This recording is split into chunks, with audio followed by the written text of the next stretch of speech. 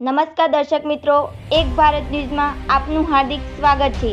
સાબરકાંઠા અરવલ્લી લોકસભા અપક્ષ ઉમેદવાર ભૂપેન્દ્રસિંહ ઝાલા નામાંકન સાથે શક્તિ પ્રદર્શન।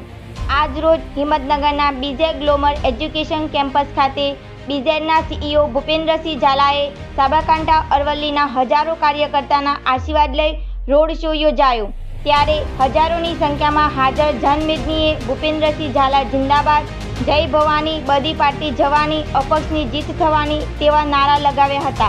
ત્યારે આ લોકસભા ચૂંટણીમાં ત્રિપાંખીઓ જામે તો નવાઈ નહીં, ત્યારે બીજે ગ્લોમર એજ્યુકેશન કેમ્પસથી સાબરકાંઠા જિલ્લા કલેક્ટર કચેરી સુધી રેલી યોજી હતી, જ્યારે બપોરે 2 કલાકે શુભ મુહૂર્તમાં ઉમેદવારી ફોર્મ ભર્યું હતું।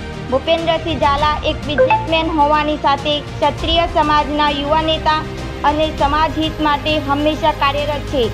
હજારોની સંખ્યામાં હાજર સમર્થકોને સંબોધતા ઝાલાએ જણાવ્યું હતું કે પ્રચંડ બહુમતીથી જીતી 18 આલમની હકની લડાઈ લડીશ તેવો વિશ્વાસ વ્યક્ત કર્યો હતો। રિપોર્ટર વનરાજસિંહ ખાંટ, માલપુર, અરવલ્લી।